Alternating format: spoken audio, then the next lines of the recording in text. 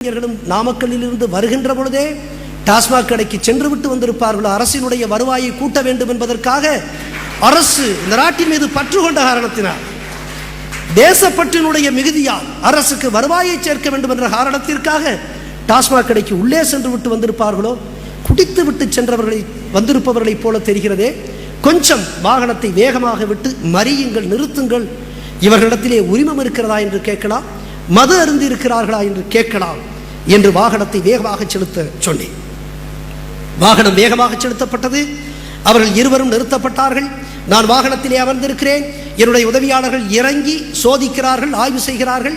என்னிடத்திலே வந்து செய்தி, 2 பேரும் மது அருந்திருக்கிறார்கள். 1, 2 பேருக்குமே உரிமம் இல்லை. 2, எனக்கு கோபமாக வந்தது. உடனடியாக வட்டார போக்குவரத்து அலுவலகத்திலே நான் அலைபேசியிலே தொடர்பு கொண்டு இந்த வாகனத்தை கைப்பற்றவும் குற்றவியல் நடவடிக்கை எடுக்கவும் உத்தரவிட்டேன். உத்தரவிட்டதற்கு பிறகு இந்த 2 இளைஞர்களும் நான் வாகனத்தில் அமர்கின்ற அந்த இடத்துக்கு வந்து, ஐயா எங்களை எப்படியாவது விட்டு விடுங்கள் சொன்னார்.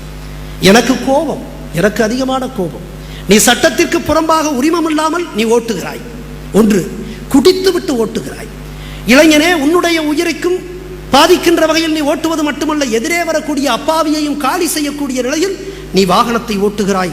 உன்னை சும்மா விடக்கூடாது, போ என்று சொல்லிவிட்டு நான் உத்தரவை நிறைவேற்ற மீண்டும் அலைபேசியில் அவரிடத்திலே பேசுகிறேன். பேசிவிட்டு இப்படி திரும்பினேன். திரும்பியவுடன் நடந்த நிகழ்ச்சி என்ன தெரியுமா? உலக மகா அதிசயம் என்ன தெரியுமா? அப்படியே ஒரு இளைஞன், புத்திசாலி இளைஞன், நடைமுறைக்கு நன்றாக அறிந்த இளைஞன் தன்னுடைய சட்டை பையில் கையை விட்டு 100 ரூபாயை எடுத்து, ஐயா வைத்துக்கொண்டு எப்படியாவது விட்டு விடுகிறார்.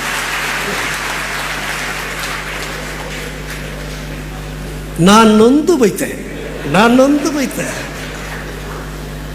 லஞ்சம் தவிர்த்து நெஞ்சம் நிமிர்த்து என்கின்ற அபாயகரமான வார்த்தையை என் தாரக மந்திரமாக்கி எல்லா அலுவலகங்களுக்கும் எழுதச் சொல்லி, என்னுடைய அலுவலகத்தின் இருக்கைக்கு பின்புறம் எழுதச் சொல்லி அதனை நடைமுறைப்படுத்துவதற்காக கடுமையான நடவடிக்கைகளை எடுத்தவன் நான். லஞ்சம் முற்றிலுமாக ஒழிக்கப்பட்டால் தான் நான் நேசிக்கக்கூடிய தமிழ் சமூகம் மேன்மையுறும், நான் நேசிக்கக்கூடிய நாடு மேன்மையுறும் என்பதற்காக அத்தனை துன்பங்களையும் நான் தாங்கிக் கொண்டேன்.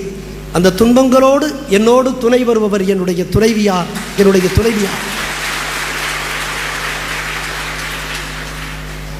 தாங்கிக் கொண்டேன். நான் 2009 அக்டோபரிலே நான்